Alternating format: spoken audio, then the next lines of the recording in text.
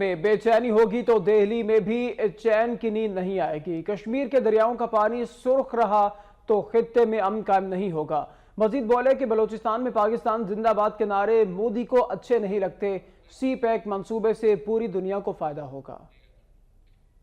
لاہور میں میڈیا سے گفتگو کرتے ہوئے پرویز رشید نے کہا کہ کشمیریوں کے غم و غصے کو ٹھنڈا کرنا بھارت کی ذمہ داری ہے، ورنہ برصغیر میں امن کا قیام ممکن نہیں ہوگا۔ سری نگر میں خون کا ایک قطرہ بھی بہتا ہے تو برصغیر میں بہنے والے دریاؤں کا پانی سرخ ہو جاتا ہے۔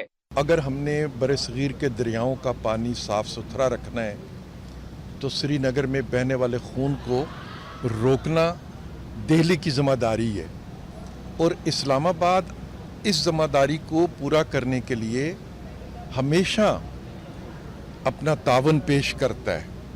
پرویز رشید نے کہا کہ عمران خان کو اپنی پارٹی خود تباہ کرنے کا ہنر آتا ہے۔ 30 ستمبر کو میلہ ہوگا اور اکتوبر میں خالی ٹھیلا رہ جائے گا۔ 2018 میں عمران خان کے 5 سالہ کرتوت عوام کے سامنے رکھیں گے۔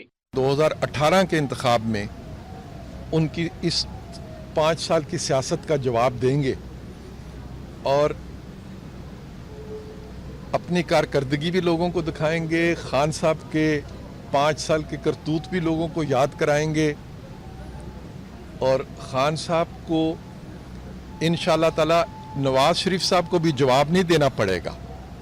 مسلم لیگ نون کی ایک نوجوانوں کی جونیئر ٹیم ہم نے تیار کر لی ہے، وہ خان صاحب کے لیے کافی ہے۔ پرویز رشید کا کہنا تھا کہ سی پیک منصوبہ پاکستان اور چین کے ساتھ ساتھ پوری دنیا کو فائدہ پہنچائے گا۔ انہوں نے کہا کہ بلوچستان میں علیحدگی کی کوئی تحریک نہیں، بلکہ ہر جگہ پاکستان زندہ باد کے نعرے لگ رہے ہیں۔